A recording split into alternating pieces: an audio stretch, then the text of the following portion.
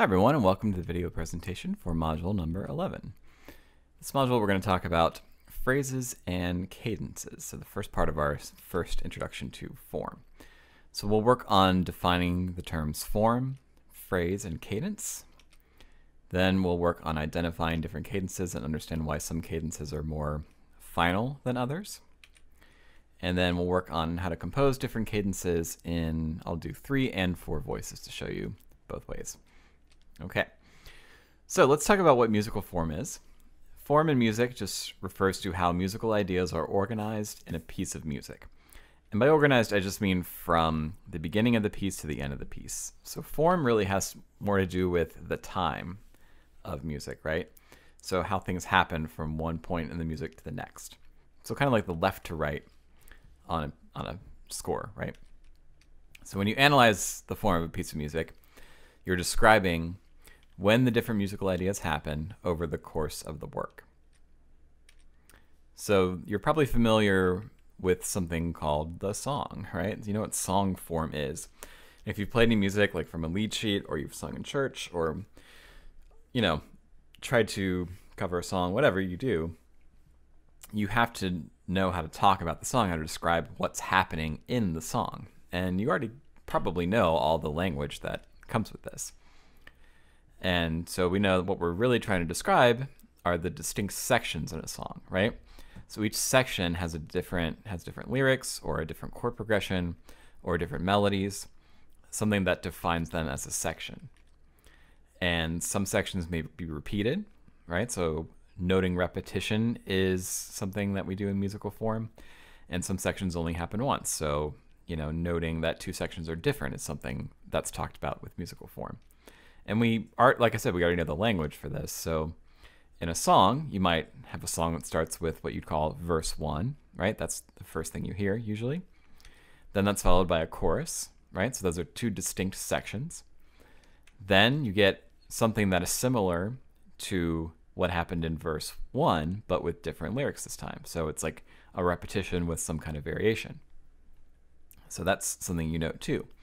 And then you have a repetition of the chorus, right? So by saying that the chorus repeats, you're describing something happened and then it's happening again.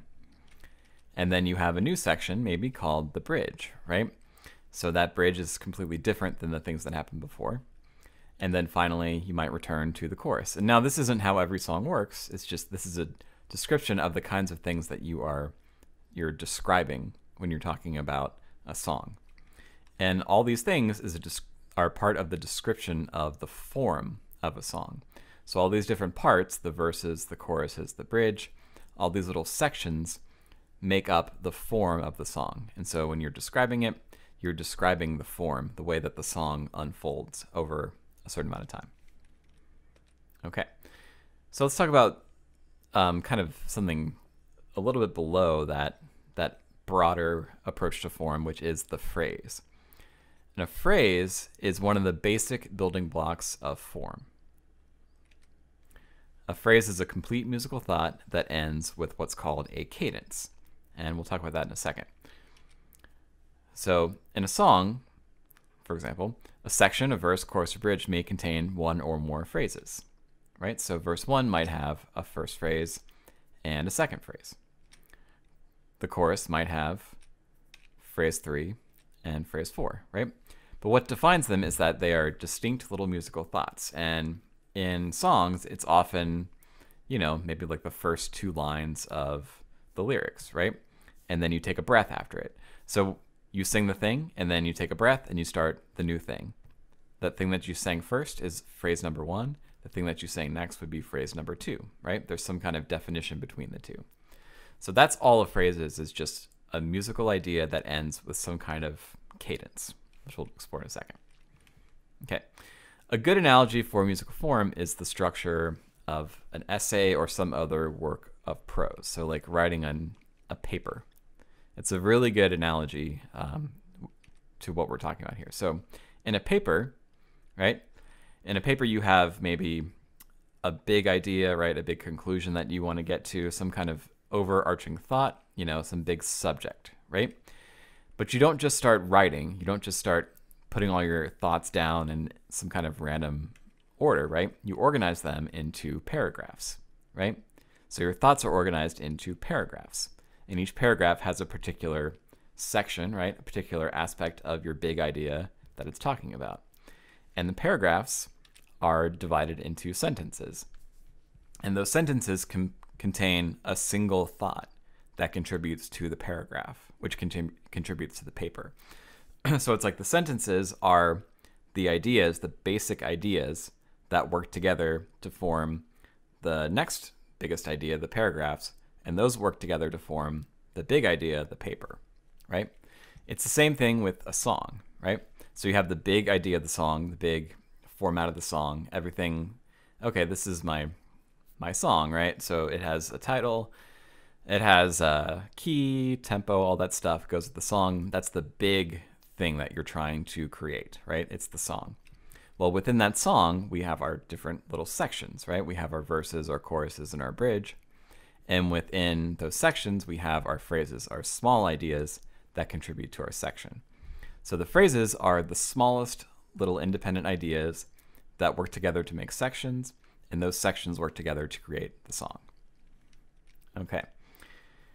Now let's talk about cadences, and this is where the metaphor is actually really useful, because just like sentences, right, just like the small ideas when you're writing, sentences have to end with a punctuation mark, right? They have to have an ending. And it's the same thing with a musical phrase. A musical phrase must have a cadence. So a cadence is like a punctuation mark for a phrase. In other words, a cadence is a point in the music where the melody or the rhythm or the harmony arrive at a point of rest, right? It might be a place where you take a breath, or it might be a place where the drum beat cuts out, right? Or it might be a place where everybody ends up on the one chord at the same time, right? So it's just some place in the music that sounds like it's a point of rest, some kind of breathing point. A cadence is basically some kind of ending point for a musical idea, because you can't have a single idea without ending that idea. Okay, so in writing, there are many different ways to end a sentence, right? Sentences that state an idea end with a period. And then you also have sentences that ask a question, right? They end with a question mark. So those are two different types of sentences. One that states something, right? That's definitive and it ends with a period. And one that asks a question. It ends in an open-ended kind of way, right? And so it's actually kind of musical the way it works. So when you're actually saying a sentence, like, here I am today, right? You end on a downward kind of tone. But if you ask us a question like, where are you going today? Right? You have an upward lift to the end of the sentence. So it is kind of, a metaphor, but it's also literally how we talk, right? So two different kinds of sentences that state an idea and end with a period, and sentences that ask a question and end with a question mark. Well, in music, it's the same way. We have phrases that have a final definitive ending that end with a closed cadence. And so I could maybe make one up. Like I could just play some notes and end up with a closed cadence. Might be something like this.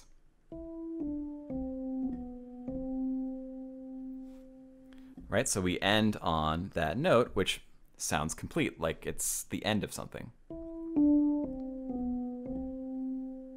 Right? So that's an example of a closed cadence, a closed melodic cadence, and you can add harmony to that too.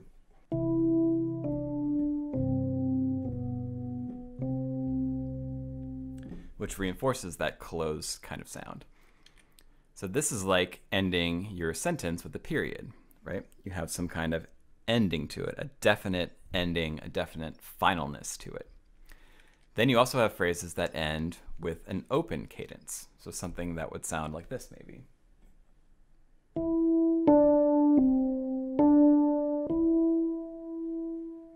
Right, ending on that note sounds less final.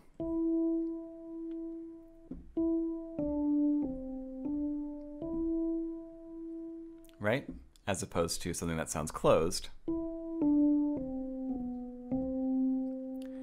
So that would be like ending a sentence with a question mark, right? And phrases work together, right? So in a larger phrase structure, you'll often have phrases that end open, right? That ask a question like this. and then phrases that answer that phrase, right? So the two phrases together might sound something like this.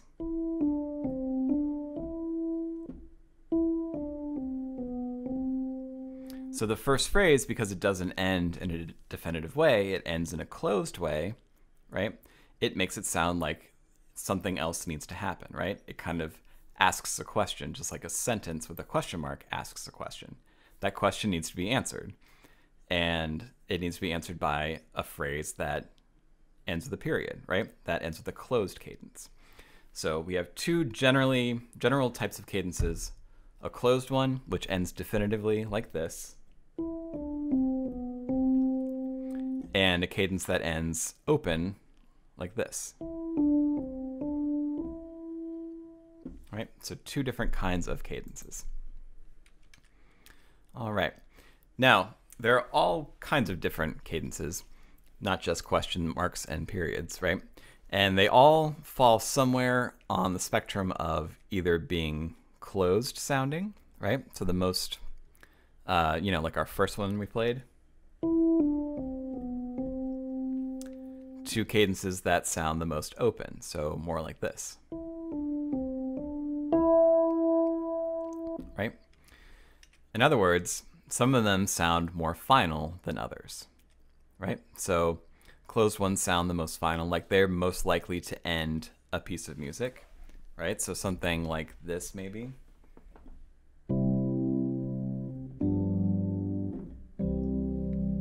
Right? Those last two chords sound like they could end a piece of music, right? They sound final. And then there are other ones that sound least final, like maybe something like this.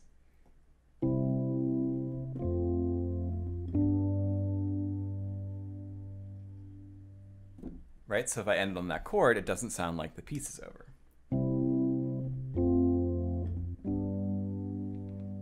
Right? It sounds like we're ending in a question, because that's not where the harmony sounds like it needs to go to. That's not the tonic chord. So all the cadences we're going to talk about fall somewhere on the spectrum of either feeling very closed, very final, like they could end the piece, or feeling open, least final, like they need to be followed by something else in order to feel complete. Okay, so we're going to start with the most closed of all cadences, and these are called the authentic cadences. Okay, and an authentic cadence we abbreviate as just AC, and this can either be a 5 or a 7 diminished chord, right? Chords that both have a dominant function, and it will always lead to a 1 chord. So an authentic cadence is defined by a harmony of 5 or 7 to 1, right? So something like I played a second ago, like this, that's an authentic cadence. And something like this is also an authentic cadence, because those are either 5 to 1 or 7 diminished to 1. And there are two different kinds, and they both have different strengths on our little spectrum here. The first is called the perfect authentic cadence, which we'll talk about next, and the other is called the imperfect authentic cadence, and you can probably tell from the names which one is the strongest. And the strongest of the two is the perfect authentic cadence. It sounds the most closed, so this is as closed as possible for a cadence to sound, okay? And so in a perfect authentic cadence, it can only be the 5 chord to the 1 chord. And both chords have to be in root position. Okay, so the 5 chord has to be root position, the 1 chord has to be root position, and the melody note, the top note of the 1 chord, has to be the tonic. And so you'll see when I play it that it creates a really definite sound.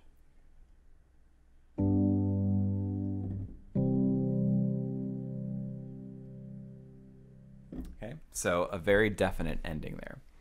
You have that re do in the tonic, and then those root position chords in the bass. And so because of that, this is the strongest, the most definite ending to a phrase that we can possibly have. All right, now in the homework they ask you to compose these, and I will do that here. And I'll do this first one in 4 voices. And they'll give you a key and they'll give you a type of cadence they want. So in this case, we're going to do the key of F. And it asks you to do 3 chords. I'm just going to do 2 chords because you can figure out the first chord, I think. But we're going to write 2 chords here. Okay, so it's asking for this one a perfect, authentic cadence. So PAC. Well, we know that in order to have a perfect, authentic cadence, we need to have a 5 chord. So I'll write 5 in here. We need to have a 1 chord after that. Okay, so we have our 5-to-1 motion. They both need to be root position triads, right? And we need to end the melody note on the tonic, which is F. So let's write in my key signature. So the key of F has 1 flat. And I'll go ahead and write my bass notes. So the bass note for a 5 chord in root position will be the note C. And the bass note for a 1 chord in root position will be the note F. So those are my 2 bass notes. And my soprano note has to be an F because this has to be a perfect authentic cadence. So it has to end on the tonic F. And then everything else, I can kind of just do what I want. So I'll approach this with contrary motion. I'll add a G to lead to my F in my soprano. And then I need to fill in the other notes of the chord. So I will give E to my alto. And maybe I'll have the alto move down to a C in the next chord.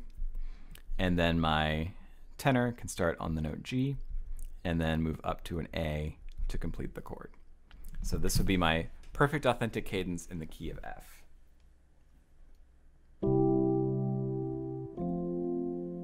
Right? That's the most definite sound you can get in this style of music. So there you go. So we did perfect authentic cadence, 2 root position triads, 5-to-1, ended on F in the soprano, and everything else we could just fill in.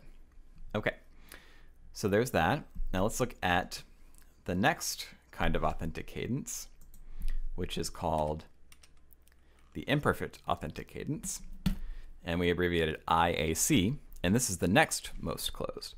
And basically, an imperfect authentic cadence is an authentic cadence that could be 5 or 7 going to 1, but something has been corrupted about it, right? It's not quite perfect. So maybe one of the chords is in inversion, right?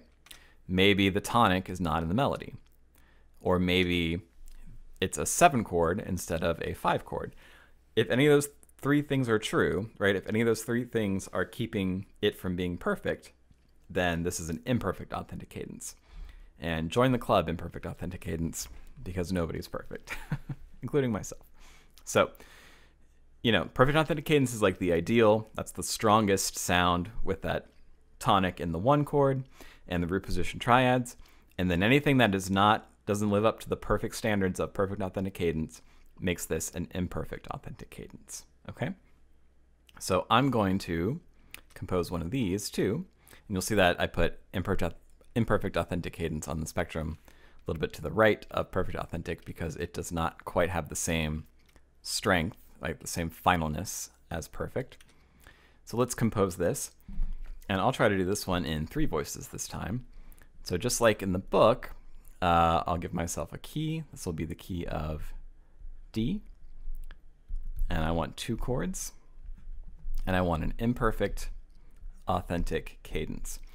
Now there's tons of ways to do this because there's tons of ways to mess up the imperfect authentic cadence. So I can really do any of those things. So I'll just write my key signature in, and I will make this imperfect by maybe having this be a 7 chord instead of a 5 chord. And remember, you always want to use diminished triads in first inversion, and this will resolve to a 1. Okay, so then what would my notes be for this? Well, C sharp is the root of my 7 chord, but I want it in first inversion, so the bass note I would write would be the note E. And then that would resolve down to the note D to be the 1 chord in the final harmony there. And then I probably want to have contrary motion to my my tonic, my last chord there. So maybe I can have the note E to F sharp in my soprano. Okay. And then I'll have maybe C sharp, oops, C sharp to D in my alto because this chord needs a C sharp. It also needs a third, which is the note G. So you'll have G there and then go up to the note A here. And there we go. This is a imperfect authentic cadence in the key of D.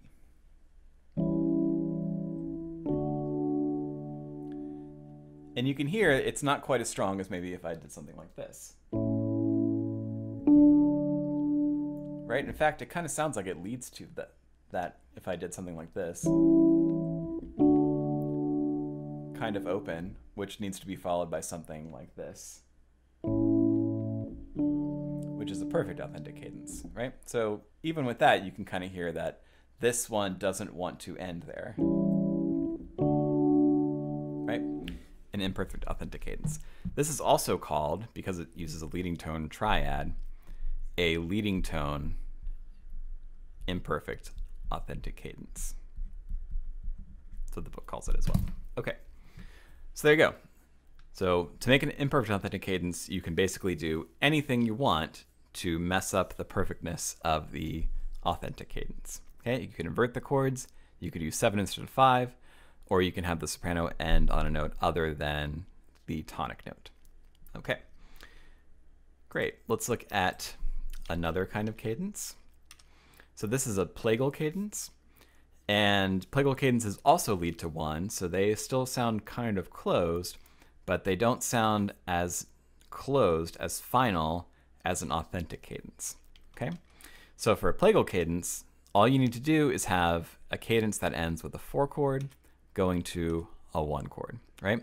This is also called kind of the amen cadence, because you'll hear it at the end of a lot of church hymns. So something like this, right?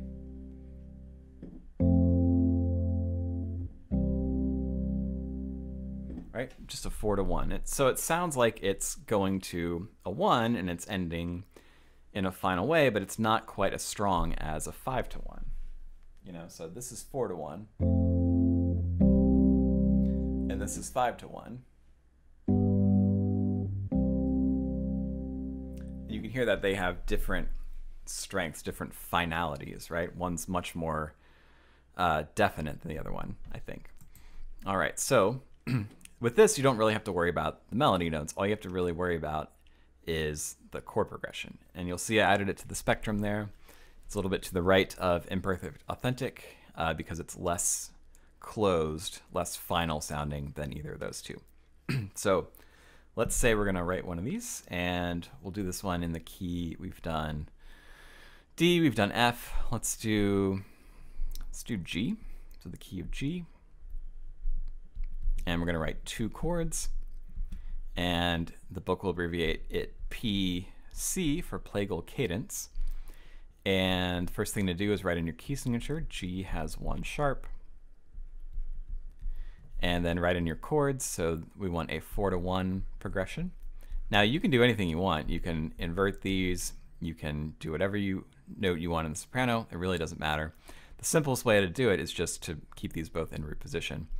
And so in the key of G, the root of the 4 chord is the note C, and the root of the 1 chord is the note G. So that's what I'll write first. And then from there, I'll try to create contrary motion if I can, or oblique motion.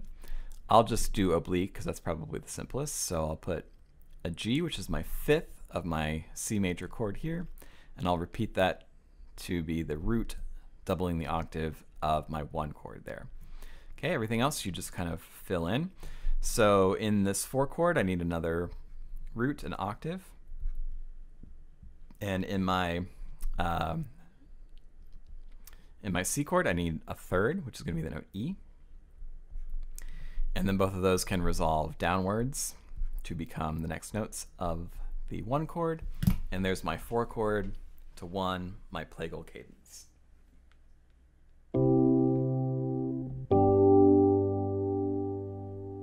right? It even sounds weird because I was just in a different key, right?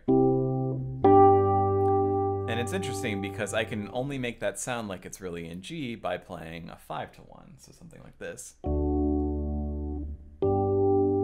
Right? And that 5-to-1 really defines G much more than my 4-to-1, right? So now if I play 4-to-1, G sounds like the tonic again. That was pretty interesting. Right? So you can see why that 4-to-1 motion is a little bit weaker. It doesn't establish the 1, right? It doesn't move to the 1 as definitively as an authentic cadence. Okay, great. So those three are what we call the closed or the definite cadences, the ones that end on 1, basically. Okay, so let's look at the last two, which are more on the open side of things. The first one is called the deceptive cadence. So deceptive cadence begins like an authentic cadence, but doesn't end on 1. Okay, so for deceptive cadence, we'll often say that it starts on a 5, but instead of going to a 1 chord, it goes to the other tonic triad, which is the 6 chord. Okay, so it's kind of fakes you out. It sort of tricks you into thinking you're going to 1, but instead it ends up on 6 instead of 1. So back in the key of G, if I played my 5 chord in G, and then I had a deceptive cadence, it would sound like this. Right? So again, my expectation is I have a 5 chord that should go to 1.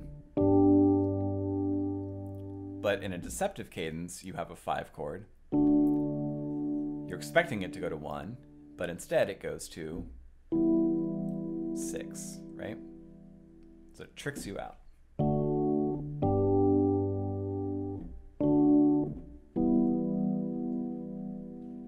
So we call it deceptive. Okay, and it is technically a tonic triad, but it's not the 1 chord. So we say that this is an open cadence. It wants to be followed. It definitely has to be followed by something that is more final. Okay, so let's look at how to do this. And we will write this in the key of A this time. So in the key of A, we'll have 2 chords that create a deceptive cadence, and the book will abbreviate it DC. Okay, and the first chord in a deceptive cadence is always a 5. Technically, it can be followed by any other chord, but for our purposes, we'll say that it's always going to be a 6. So 5 to 6 is the motion we want. And again, best to keep things simple, just keep all root position triads. I mean, you can do whatever you want, but in my case, I'm going to make sure that this is root position. So in this key, which I forgot to do my key signature, sorry. There it is. In this key, the root of the 5 chord is E, and the root of the 6 chord is F sharp. Now, since you're going up by step in the bass, you really want to make sure that you move down by step in most of the other voices if you can. So especially in the soprano, because otherwise, you know, you have 2 chords, both in root position, moving upwards. If everything moves upwards, you're definitely going to get parallel fifths. So you want to kind of counter that by having counterpoint. So, oh man, hey, you put a G sharp in this case. We'll put a G sharp in the soprano. Have that move downward by step to an F sharp. So we have counterpoint between the 2 voices, and then fill in the rest of the voices. So here we need a third, which is G sharp. I'll give that to my tenor. And we need a 5th, which will be the note B. Okay. And we'll see if we can move things downward. Yeah, so what we're gonna have to do here is leave out the 5th. So if we try to go to the 5th, we'll end up with parallel fifths. So this is a good instance where we're going to leave that out. So in order for everything to move down, our alto can move down from that B to become this A, and this G sharp will move down and we'll triple the root in this case, F sharp. We'll just leave out the 5th, which is something we can definitely do. So the deceptive cadence would be this.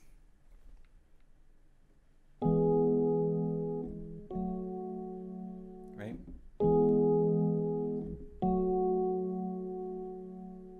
Okay, so deceptive cadence. All right. Now let's keep going. We have one more to talk about, and that is the most open one, which is the half cadence. So half cadence is the most open of all the cadences, and the only thing that defines this is the fact that it has to end on the 5 chord. So any chord can come before it, but if the phrase ends on a 5 chord, it's considered an open cadence, which we call a half cadence. I guess the name half kind of comes from, oh, it's only halfway there. It didn't quite make it to the 1 chord, right? So these are like the question marks of the phrases, right? These are the things that definitely need to be followed up by something else that answers the question that they raise, okay? And so we can write that. We'll write that out in a second. But it's any chord, any cadence that ends on 5. And there's a special case in minor, which we call a Phrygian half cadence. And I don't really want to get into why it's called Phrygian, but it has to do with the bass motion. And it's whenever you have a 4/6, right? A 4 chord in first inversion moving to a 5 chord, okay? That's just called a Phrygian half cadence. You can just call it a half cadence. It doesn't really matter that it's Phrygian, but for later things in theory, it's a pretty important concept, but for now, we're not going to worry about it too much. Okay, they only happen in minor keys. So let's maybe do one of those. So let's do a Phrygian half cadence. I'll do the hard one. So this is gonna be in the key of C minor.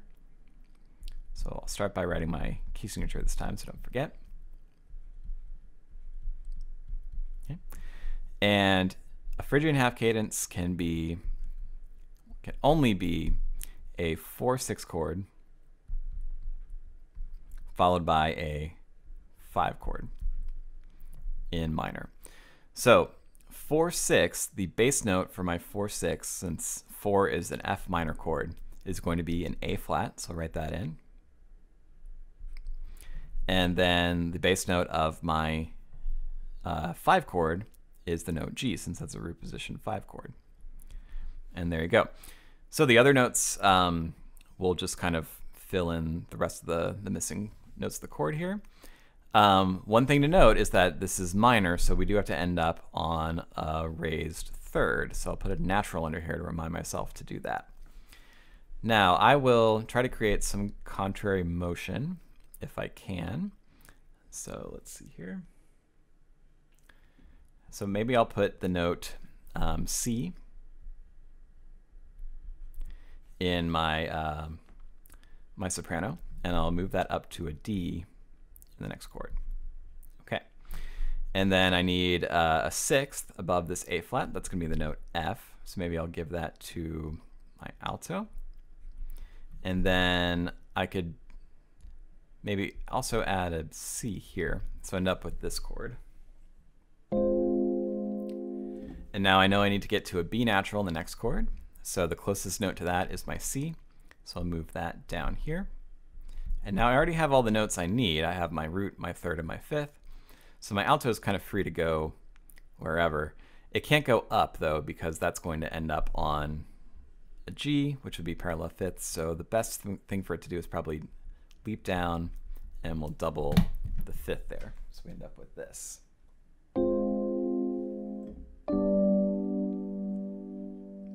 Right?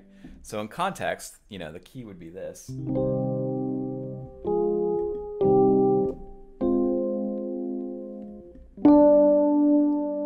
Right?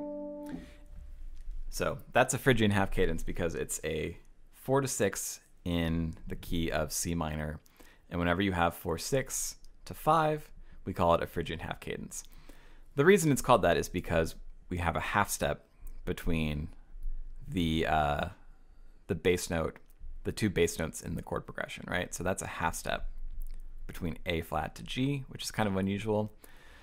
It only happens in minor, and the reason it's called Phrygian is because if you know your modes, which we haven't talked about, but we will be talking about later, if you know your modes, the Phrygian mode is the one that has a lowered 2nd scale degree, so a half step between its first 2 notes, which is kind of where this idea comes from, that half step progression.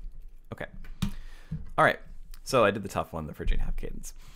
Okay, that is all the cadences.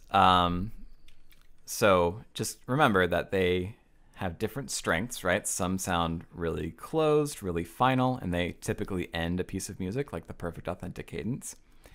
And then you have others that sound open, that sound like they need to be answered by something, and that's the half cadences, right? And the other ones in between are just different shades of either being more or less closed than the perfect authentic cadence, or more or less open than the half cadence, right? But the whole idea is that we have a variety of sounds that end our phrases and our musical thoughts, so we can create music that kind of feels like it needs to lead into each phrase and keep. It's almost like when you're talking, right? You don't want to talk in a monotone voice. You don't want to have your pitches all be at the same level, right? It's the same thing with music. You want to have places where unexpected things happen, right? Like I just did with my voice, to keep people interested in listening. Well, hopefully you've kept interested and listened to this whole thing. But that's cadences, and we'll be talking about them more in our Zoom sessions. And thanks for watching, and have a great day.